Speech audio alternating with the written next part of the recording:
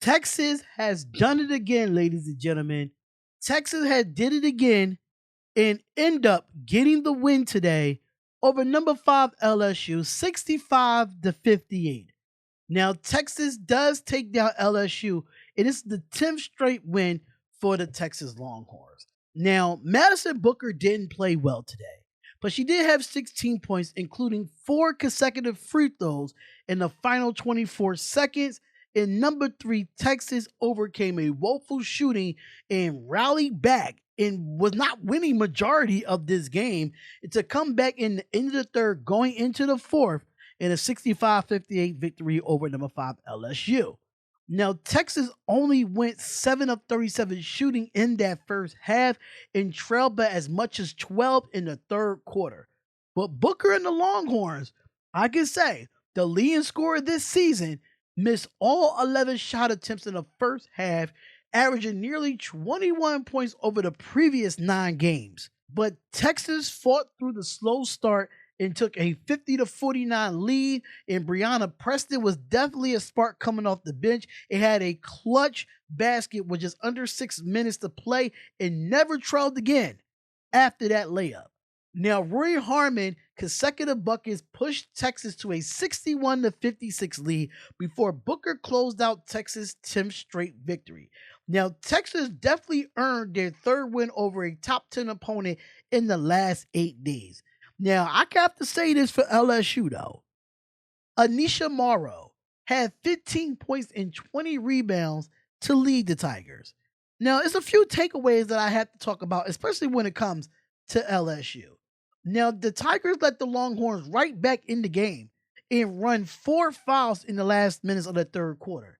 Now, Texas scored 8 out of the last 10 points in that quarter from the free throw line and stayed within 5 heading into the fourth. But at the same time, I want to say this about LSU. You have to call a timeout if you cannot get the ball inbounded. It was 2 plays in that fourth quarter where you was absolutely supposed to call a timeout because you could not get the ball inside. You could not get the ball out of bounds at all. You couldn't throw it in for some reason. And the coach is going ballistic on the sideline saying you have to call a timeout. So that's 2 crucial turnovers that I could talk about when it comes to LSU. Now, when it comes to Texas, the freshman guard, Justin Carlton, got her first career start and finished with 5 points and 6 rebounds in 17 minutes. The one of the top recruits in the country, she is a 6'1" guard, averaged 6.2 points a game, and had hardly seen the floor over the last few weeks, but she had played in 8 minutes over the previous 6 games. Now, my key moment in this game was after Brianna Preston switched a 3-pointer with 1 minute left in the first half, and Texas started the third quarter on an 8-0 run. And that was big for Texas, in my personal opinion, because they were down and they were getting dominated on the glass. They was getting dominated in the paint, and Preston came and brought that spark, and that 3 was definitely clutch for them. Now, a key stat that I want to talk about is the free throws, ladies and gentlemen. Free throws for the Texas Longhorns. They were 21 of 21 from the free throw line. What?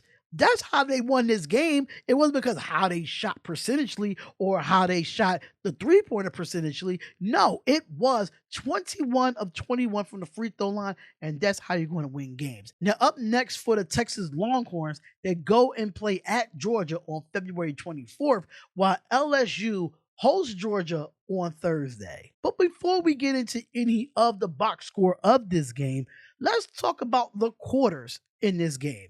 Now, when it comes to LSU in Texas, they both ended the first quarter with both having 10 points in the first quarter. And then LSU came out dominating that second quarter, scoring 18 points over Texas 9 points in that second quarter. In the third quarter, this is what Texas started to light it up.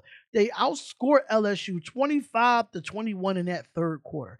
In the fourth quarter, they completely dominated LSU in that fourth quarter, 21-29. Now, let's look at the LSU Tigers box score. Now, it wasn't a lot of players that was in double figures, but they had 3 out of the 5 starters that was in double figures. So they did have They did have Samaya Smith with only 3 points. You had Michaela Williams with 18. You had flau'jae Johnson, knowing that she was a game time decision with a foot injury, and she still played and only had 16 points. But Anissa Morrow had 15 points and 20 rebounds, and 16 of those 20 rebounds were defensive rebounds. And Cheyenne Day Wilson only had 1 point in only 9 minutes of playing.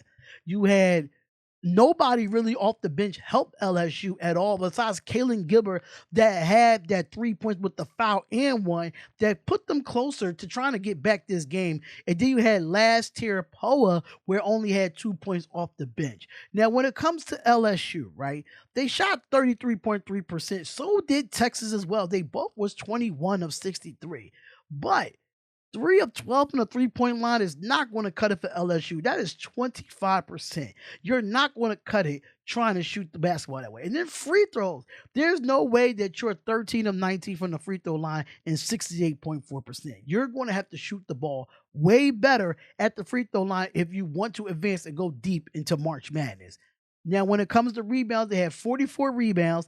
They had 7 assists, 9 steals, 3 blocks, 19 turnovers for LSU, and 22 personal fouls. Now, for the Texas Longhorns, I could definitely say this, though. Now, they did have 3 players out of their starting 5 as well when it comes to double figures. You had the freshman Justin Carlton had 5 points and 6 rebounds, like I talked about earlier.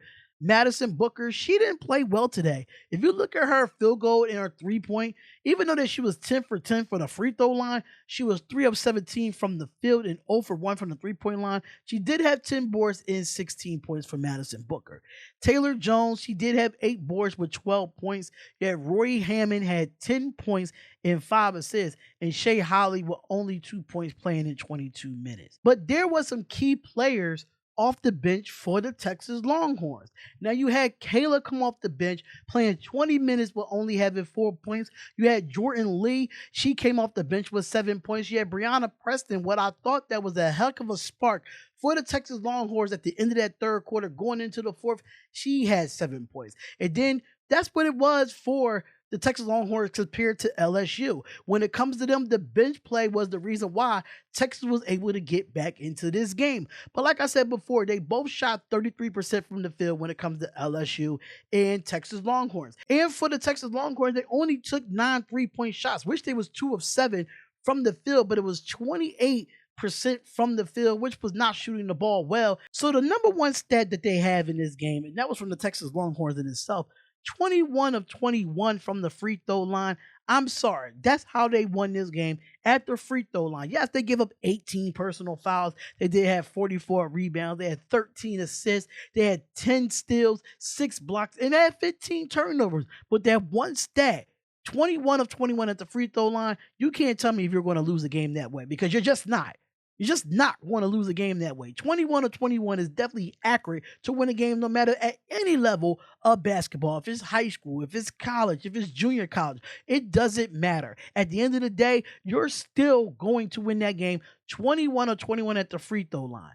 But Texas was able to get it done and upset the number 5 team. We only had 1 loss going in to this game. Now that LSU is 25-2, now let's see what their ranking going to be when it comes to the end of the week. But let me know what y'all think. How do y'all feel about this loss for LSU, and how you feel about the win for the Texas Longhorns? Make sure you comment, like, and subscribe to the channel, and I'll see you on the next video. Peace.